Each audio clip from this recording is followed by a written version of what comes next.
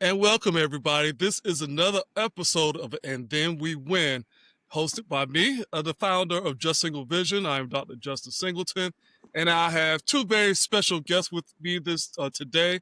We have Dr. Moore, who is our president of Alliance of Social Workers in Sports. As you see, I'm rocking the T-shirt this evening.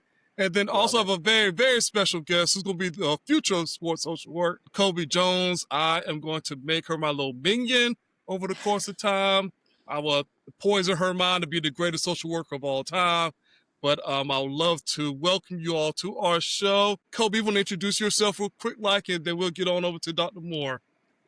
Okay. Hello, everyone. My name is Kobi Jones. I'm an MSW student at MTSU and pursuing our brand new sports social work program. Awesome. And now, don't want to make you wait any longer. We gave him a new nickname now. He is now known as the Godfather of Sports Social Work. It's Dr. Matt Moore. He is the president of ASWIS, and also he teaches and coaches tennis. And we are glad to have him here. I'm going to talk about this a little bit more, but we have the sports social work. It's actually the textbook to all things sports social work. Just a backstory, when I began interested in learning about sports social work, I just happened to start looking up books, and I looked on Amazon at sports social work. And who knew this would be the day I actually have the opportunity to interview him. So it is an honor to have you here, Dr. Moore. If you could, just tell us a little about yourself and even your pathway into sports social work. Yeah, absolutely. So, Justin, thanks so much for having me. Kobe, it's a pleasure to meet you also. And kudos to you on reaching the MSW program and having the opportunity to learn from great sports social workers at MTSU and getting involved with MTSU's athletic department. So I appreciate the Godfather nickname. As I told Justin before he mentioned that, there are a lot of really great pioneers in the area of sports social work that have paved the way for me and for others to be able to do the things that we want to. So certainly have been privileged and honored in my life to be a part of many great movements within sports social work, but it takes a lot of us working collaboratively together to be able to achieve some of the things that we have. So, current positions in the sports social work world, I do serve as the president for the Alliance of Social Workers in Sports. Was very grateful back in 2015 to work with Dr. Emmett Gill, Dr. Ginger Gummel, and Miss Cindy Miller Aaron on creating the Alliance. The four of us co-founded it back over a decade ago, which is hard to believe that it has been around for that long because it does not seem like it's been 10 and a half years, but it certainly has.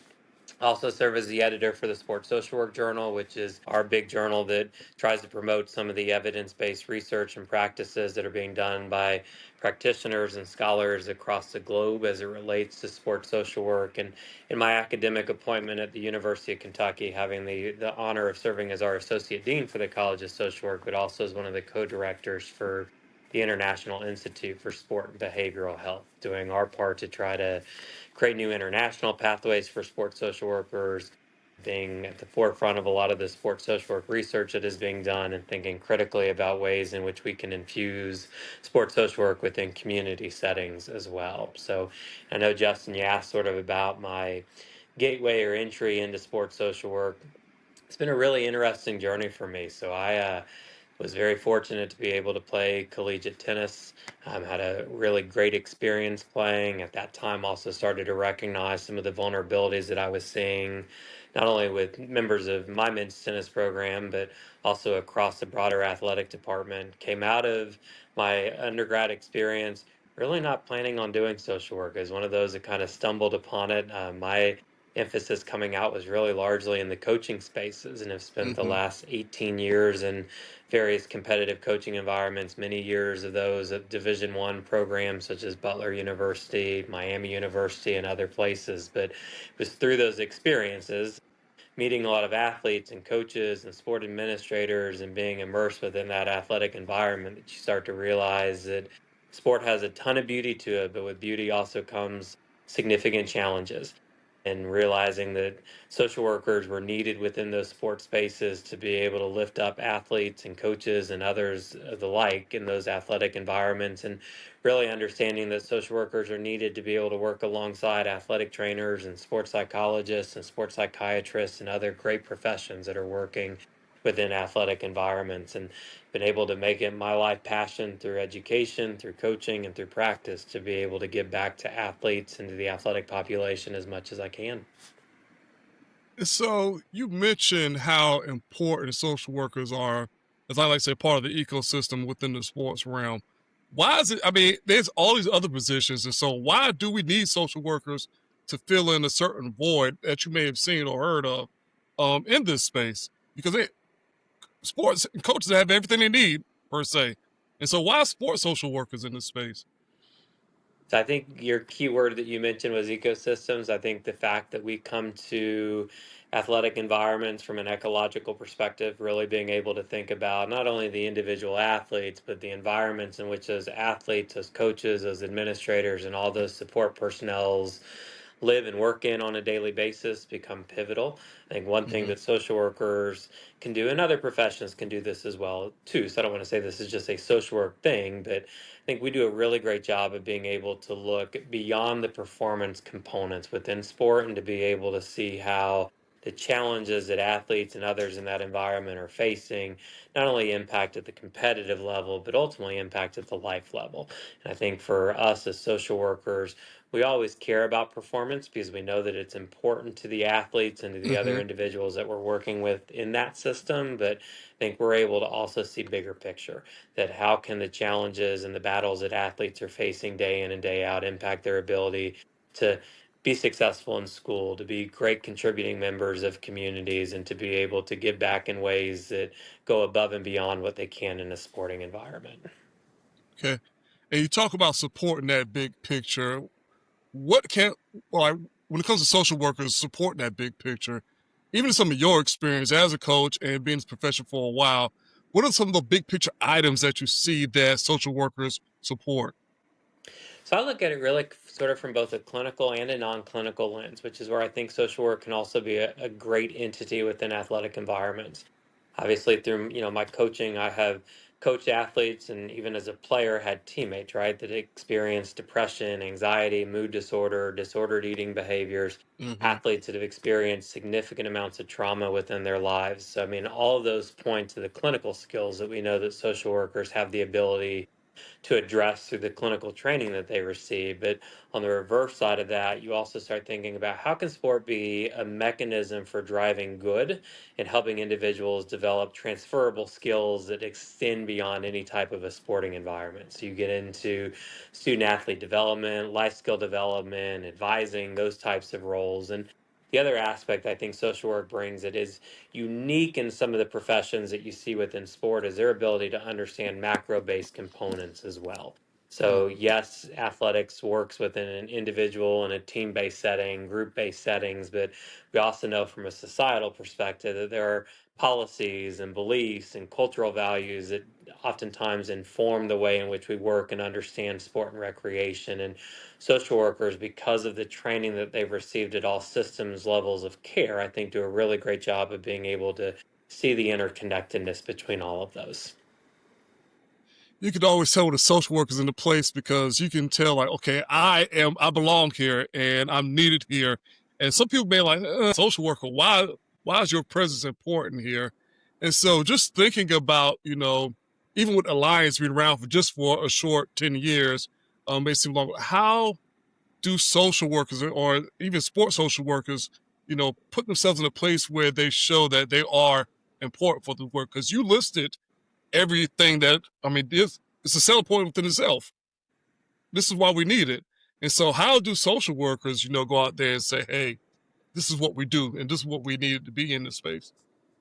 So a lot of it really is professional advocacy. So when you are new to a particular area, like social workers are to the sporting arenas, you've got to be able to really clearly articulate what it is that you can bring, and not necessarily what it is that you do different, but how it is that you can contribute to this integrated care model that we know is becoming more and more prevalent within sporting environments.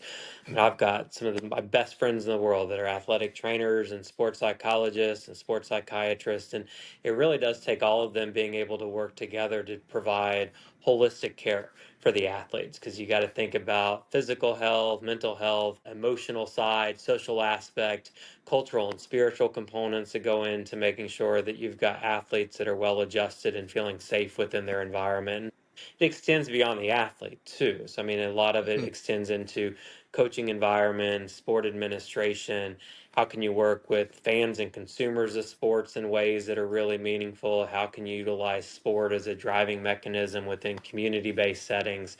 So the list goes on, but it really does start with our ability to be able to articulate what can social workers bring that is unique and special to the table, and how can social workers complement those that are already doing great work within sporting environments as well. That's awesome. Kobe, you writing that down because there's a lot of great tips here, and you're the Yes. student, and so Yes, I'm make sure you keeping get all the notes. stuff down. Share. Yes. Kobe, did you have any questions? I know you saw. Don't let if I get to rolling, I won't stop. So I'm gonna go ahead and make sure that you have some space too, since you are the student here. I had a few questions. I wrote them down because I knew I was going to need them. So I'm kind of been in that situation before because I've coached before, but I've never been at Mhm. that level. But so one of the questions I had are what are the gaps that you see within an athlete's mental health services at like the high school level compared to more of the collegiate level?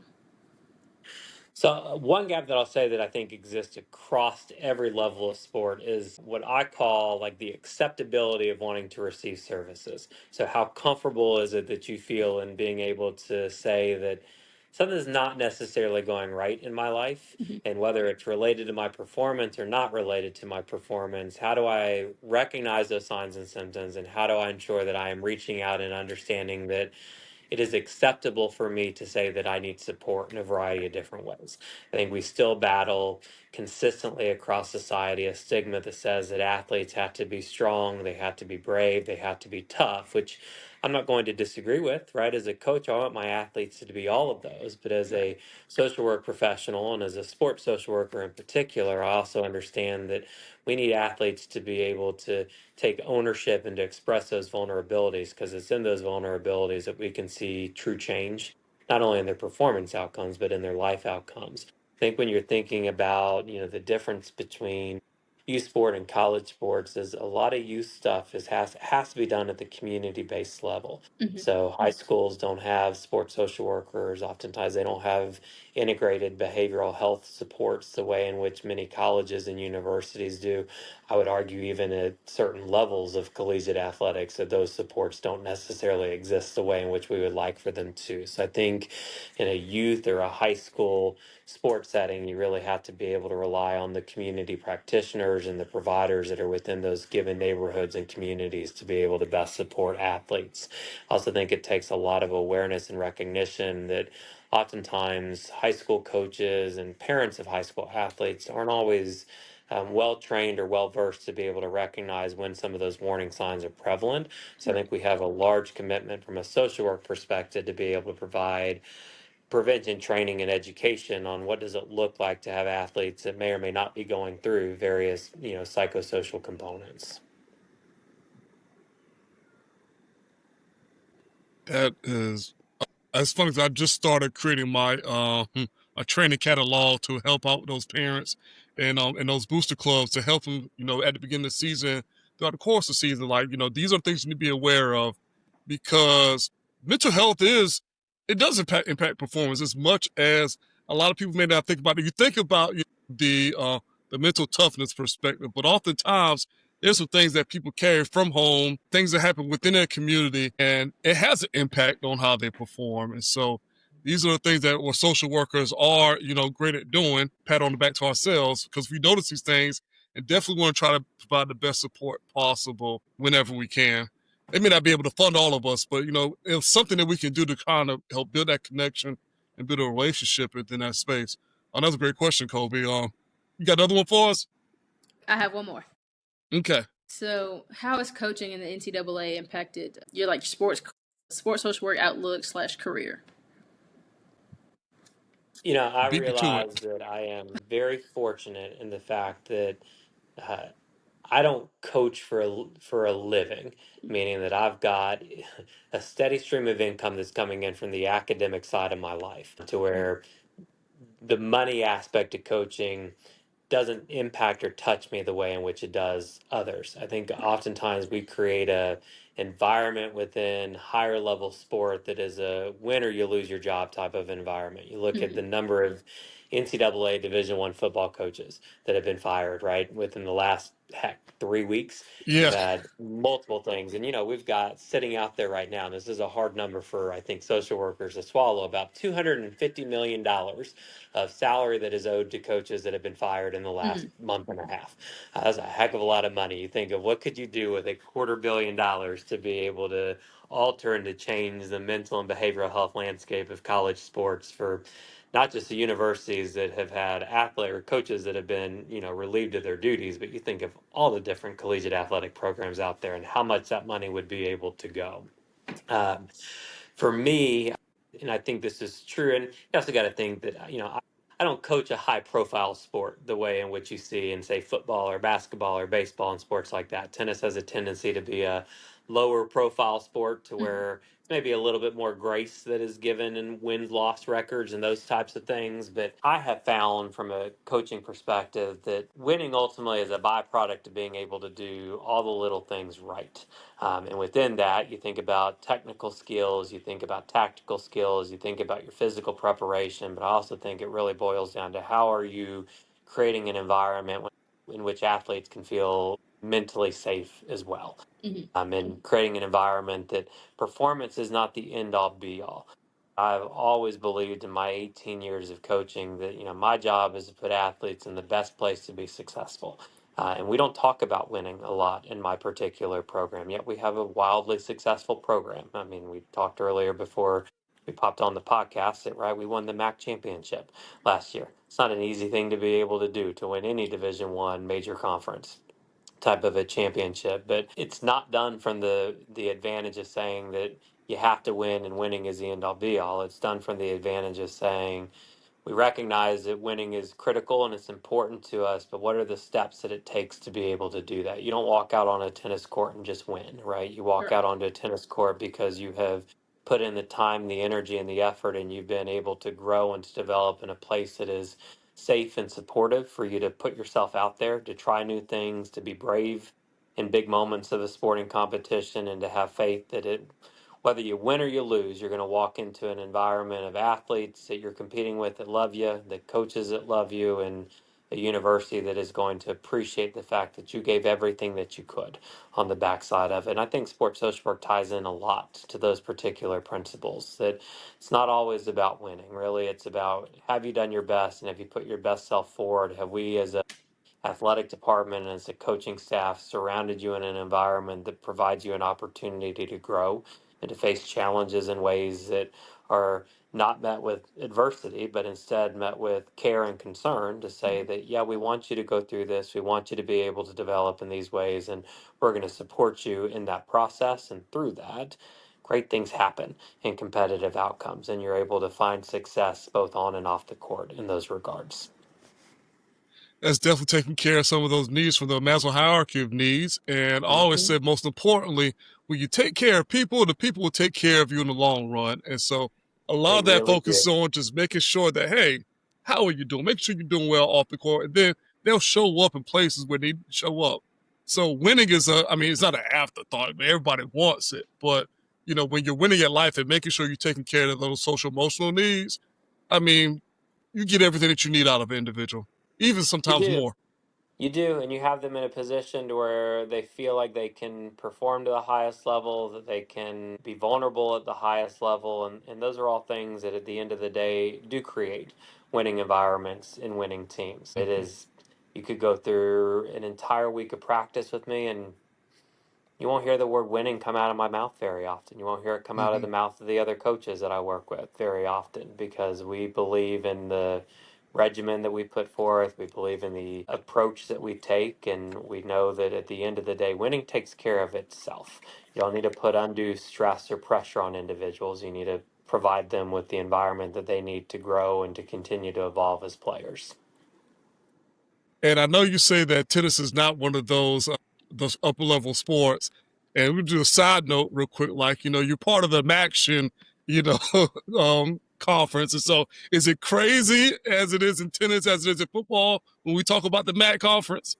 It is. So the MAC's a phenomenal conference. There are at any given day, any team could beat the other team. So, I mean, last year for us to go, the record that we had in conference and to win the conference regular season outright it's a tremendous accomplishment because you can look at every other team in there and know they're going to give you the best. And, Miami's had, it's a little fun fact for you, actually. Miami's tennis program has won more MAC conference championships than any other team in the MAC, not just in tennis, but in Oh any wow. sport, period. So it is, there's a long history of great tennis success at Miami. So naturally, teams gun for you every single year, right? You're the team that they want to be able to beat. You're the team that they go, this is, if we can beat this team, we know that Hmm.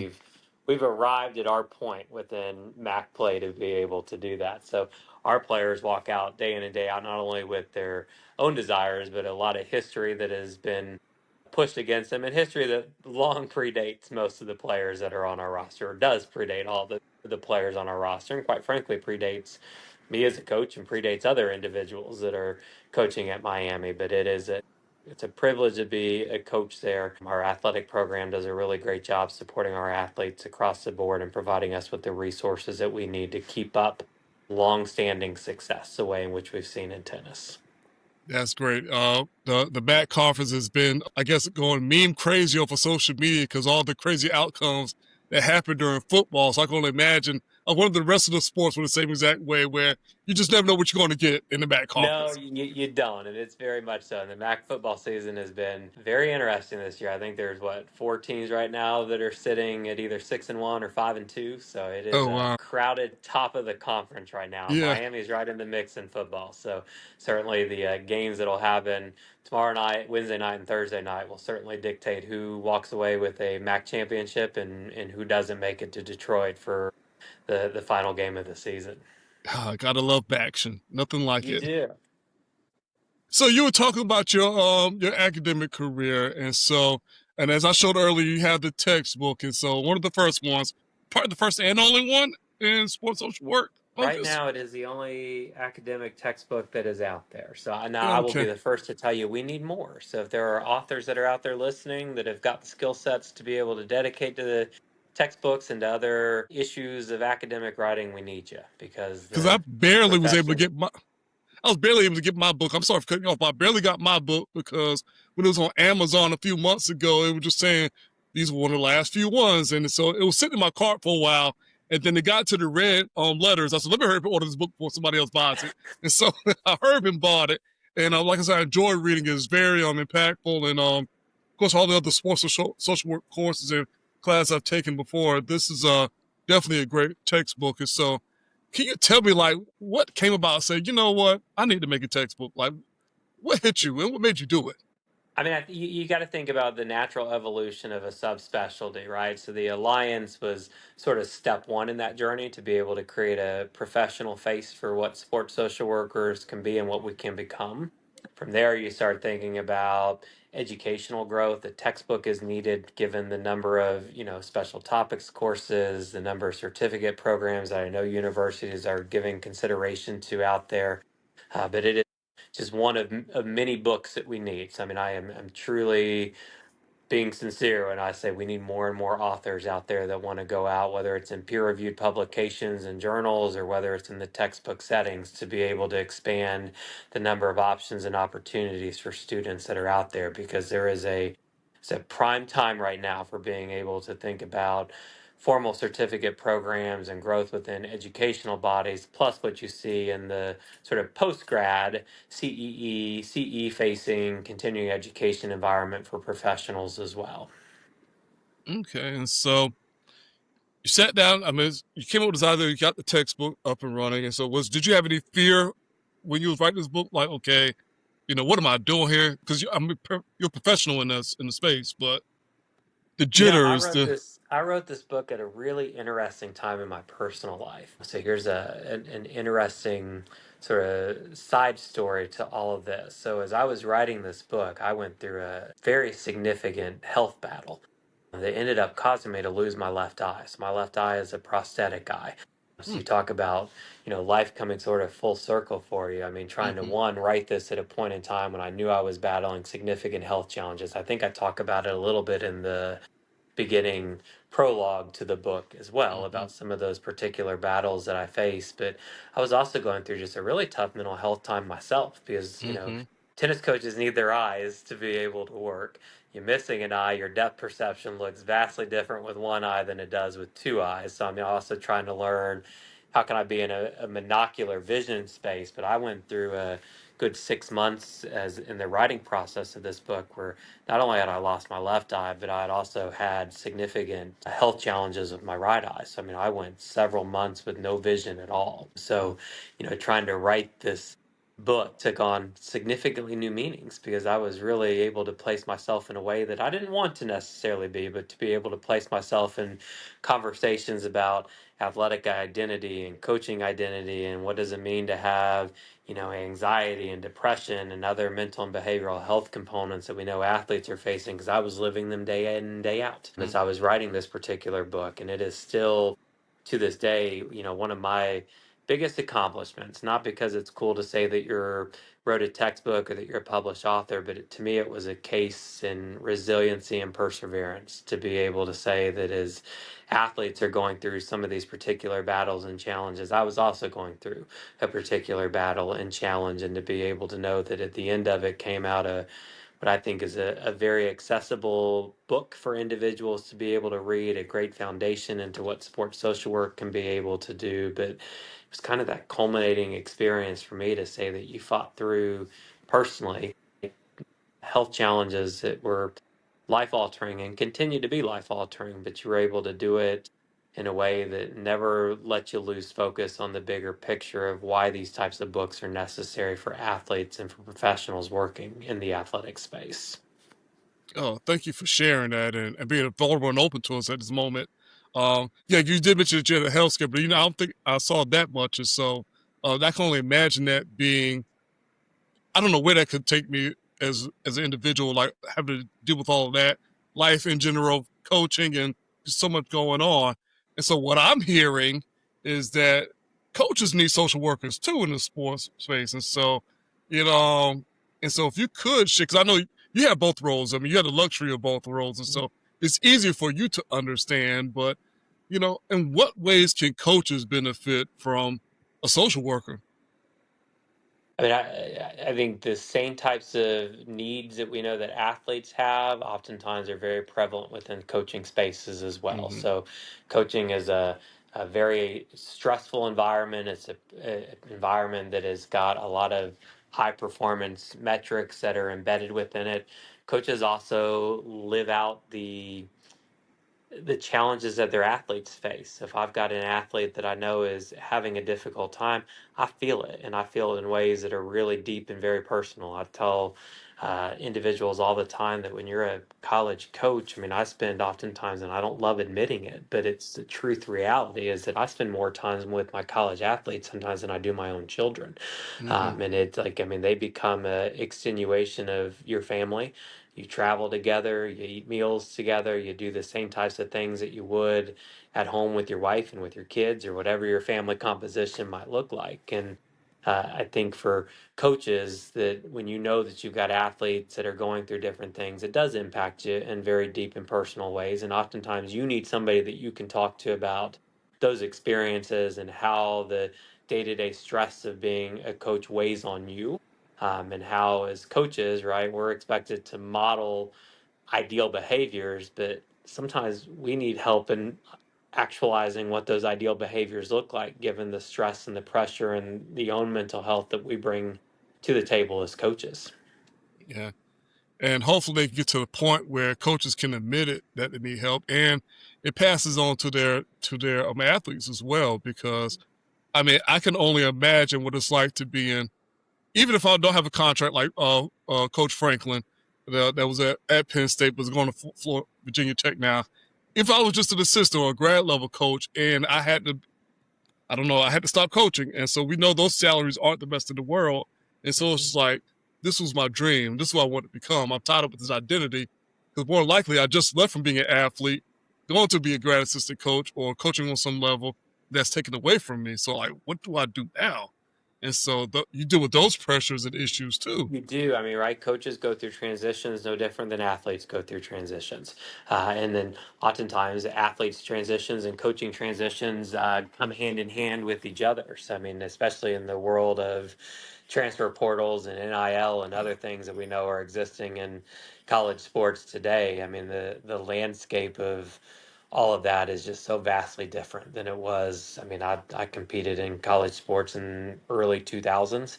So, I mean, you're talking, a little over 20 years, and my goodness, does the athletic environment look different just in a 20-year period of time? And imagine what it Mm-hmm. could look like even another 5, 10, 15 years down the road from where we're at now. Just that thought alone is kind of scary within itself because I don't know. It's not to scare by NIL, but there's so many things that's coming up fairly new with it. And then you talk about athletes and their responsibilities now.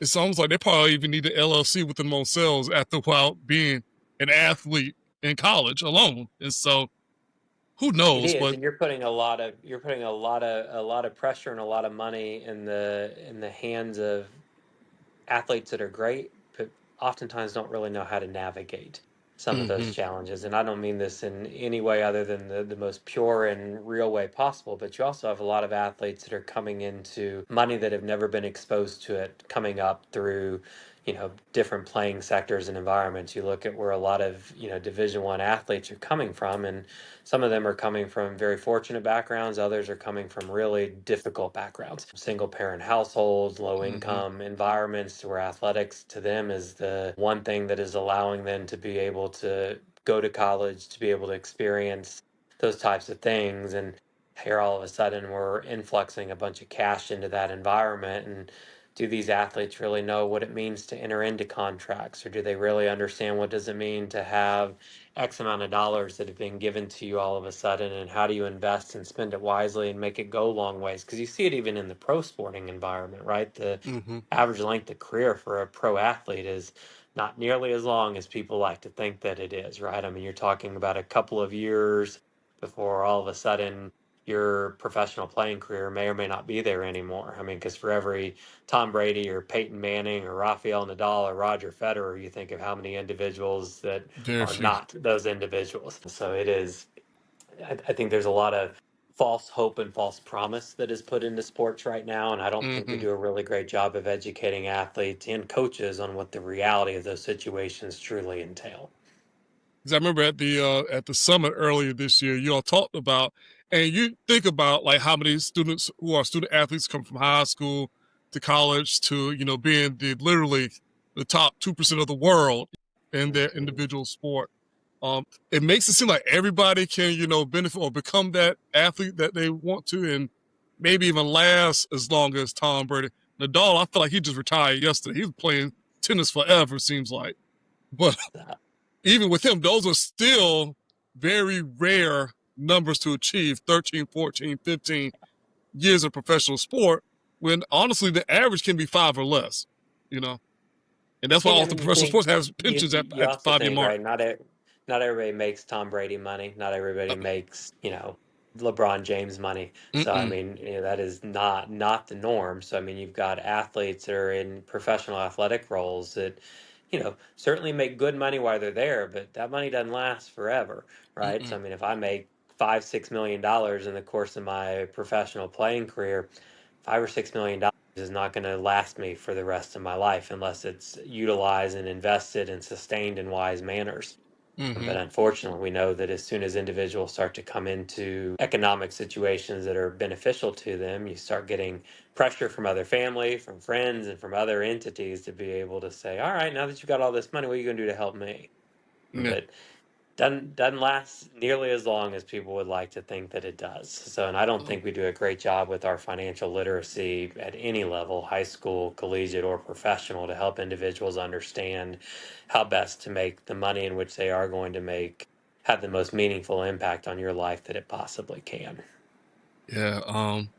Like they always say, more money, more problems, and so and a lot of people don't understand what those problems Yeah, come along with it. So it because is. you're It right, is. there's a It lot of is first indeed. generational. I still tell people, like, I think one of my biggest things I talk about the most is that there's still a lot of first generational anything to this day. So when you have first generational like you mentioned, first generational wealth in play, and then everybody's going to play 6-7 years in college, like some quarterbacks that I know of here in Nashville.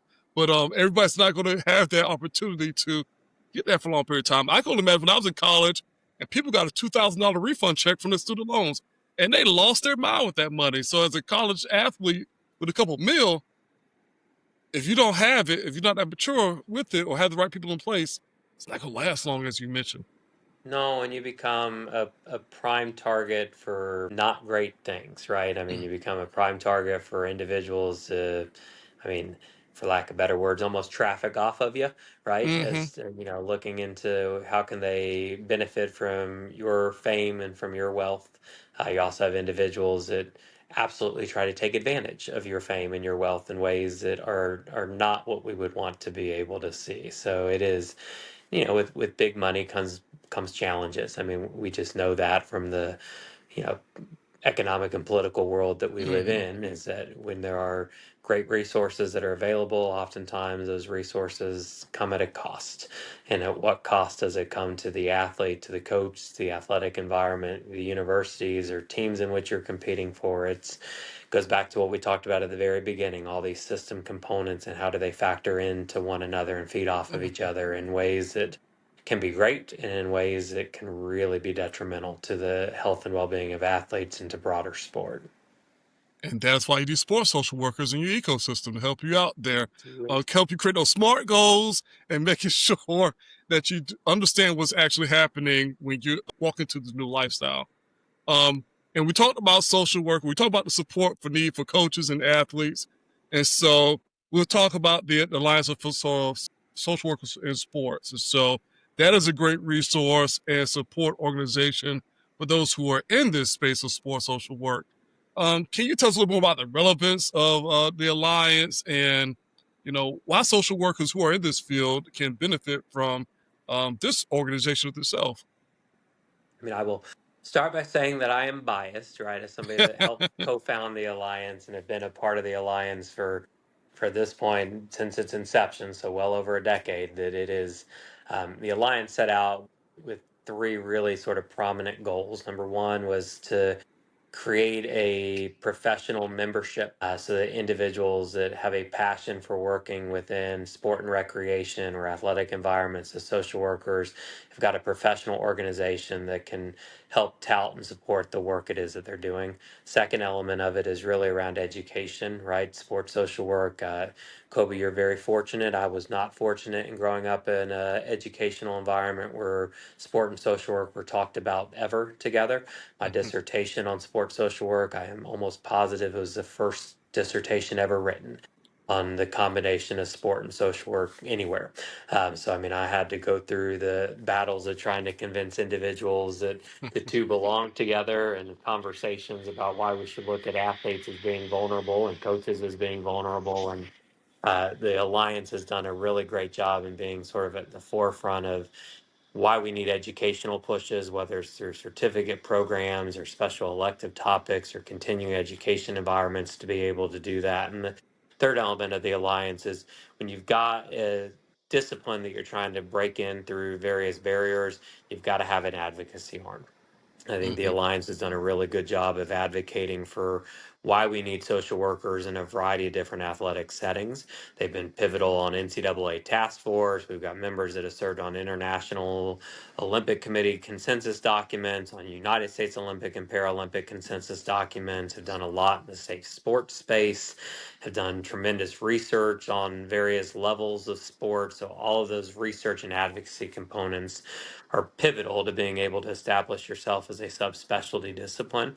I think for individuals that are wanting to get involved within social work and sports, the Alliance really is a must. I mean, you've got an opportunity to network with over 400 individuals that are doing this across the globe.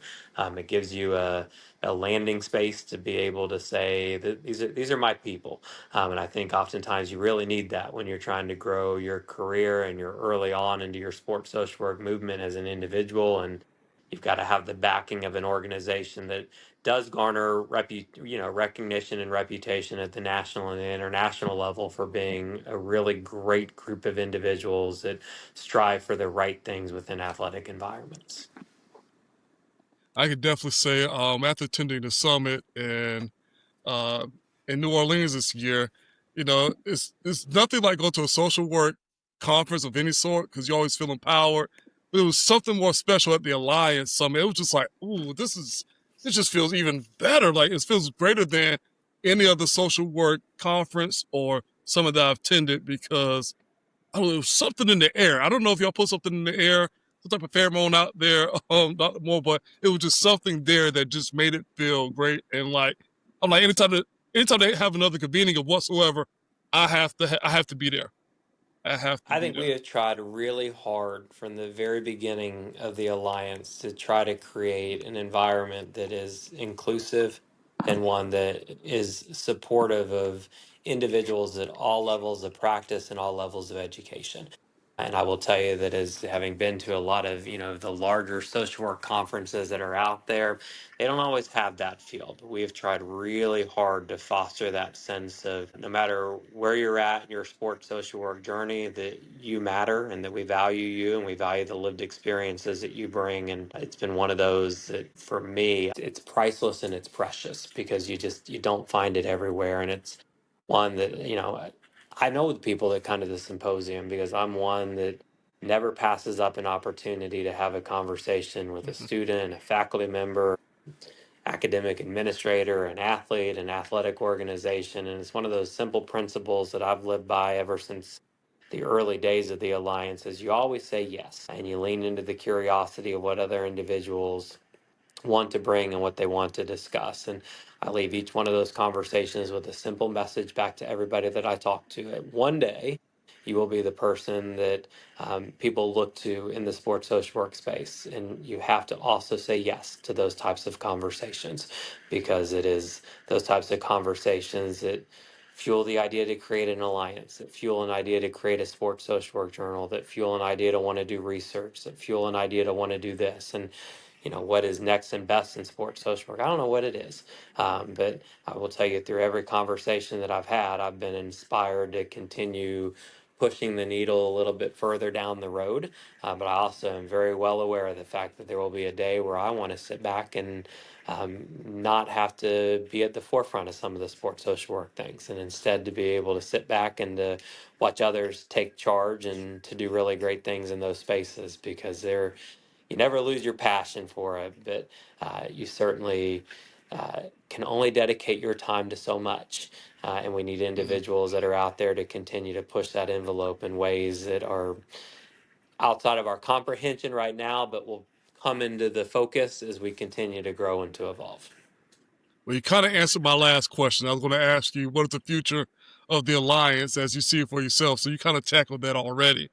But do you have any other thoughts about what the future may hold for the Alliance or where it could be going? Because I know I'm pretty sure your time is coming up pretty soon where you're okay, I have to step away from one of these higher tier positions now. Yeah, amen to that. I think for me, areas of true untapped potential, I think there's a lot in the international space that we've not been able to get into quite yet. I think a lot of the work that the Alliance has done has been North America focused, which makes sense. The largest bulk of our membership are United States and Canada. So, I think, you've seen a lot of emphasis and push that has been done there. But I think internationally, we've got a lot to be able to do. And I think we've got a lot of work that can still be done to think about broader picture ways of how sport can impact at adult recreation levels, youth levels, because I think oftentimes you focus a lot on the collegiate and the professional levels. And I think we've done that throughout our 45 minutes or so together. And that's natural because there's a lot of opportunities that are there. But I think we barely have scratched the surface on what sports social work can look like in some of those other realms. That's great. And so I'm just going to put my hat out there. If Chelsea or AC Milan needs anybody in the social work space, sports-wise, please reach out to me. I'll leave my email address later because I love those clubs. But so therefore we can expand social work in the international space. Yeah, I just got back from London a couple of days ago. I was at the Games conference in London, which was a phenomenal experience. But I will tell you, there's some diehard football fans that are out there, and we're talking not American football, but football for what the most of the world looks at football Yeah. as being. So there is football and cricket and many other sports that maybe don't necessarily have as strong of a presence in North America as they do in other places. It absolutely would be great sports for social workers and others to be able to get involved in. We need to find a way to make that happen, and we definitely will. So since you already asked my last question, I'm gonna ask you one more. So of course, Sure. the name of the show is and then we win, and we focus on as sports social workers do all the things that we feel like are very important before we think about winning on the field. And you mentioned it earlier, like you don't even talk about winning, and so apparently, there's some things that you are doing that you focus on before you even think about the concept of winning. So what are some things that you think people should consider before even thinking about the concept of winning, as a coach, athlete, or even as a anybody within the team realm? I mean, to me, you always start with your why, right? Like, you don't wake up every single day saying that my life is going to be decided upon whether or not I win or I lose this. I think all of us have much larger whys in life as to, why do we get involved in sport? Why do we play the sport that we play? And I think trying to keep the focus on sort of those bigger picture things and what sport brings to our lives that is not based upon winning is where I choose to start, right? I mean, you choose to play a sport because you love it, right? You choose to play a sport because it has contributed greatly to who you are and the social connections that you have. Maybe it's meant things to your family life, but no kid ever starts this sport with the sole purpose of saying, all right, I'm going to do this because I just want to win. It's not how you get involved into it. So, I mean, I Mm-hmm. think going back to those basic principles of being able to draw out why do we do the things that we do and why are they important to us are the best place for all of us as coaches and athletes and others to be able to start. Oh, remembering the why, and then we win. So thank you for sharing that, Dr. Moore. It was a pleasure. I thank you for taking time out. I know that you had a busy fall. You could have been anywhere else. You could have spent time with your kids, but you gave us the last 45 to 50 minutes to spend time with us. We greatly appreciate it. Kobi, thank you for joining us. Hopefully you're able to take something away as well. And hopefully we'll bring you back for another episode. We get you talking a little bit more. Don't worry about it. You're tagging along with me. And thank you all for listening. This is Justin Singleton. And then we win. And hopefully see you on the next time around. Bye. Thank you for tuning in to And Then We Win, the Sports Social Work podcast to keep you informed all things about sports social work and to inform you of some of the people doing a great work in this field. Please feel free to subscribe on YouTube and Apple Podcasts. And if you're interested in some of the services I provide through Just Single Vision Consulting, please email me at info@justsinglevision.com. We're here to support the whole entire ecosystem of the team, and we love doing the work for sports. Feel free to reach out at info@justsinglevision.com.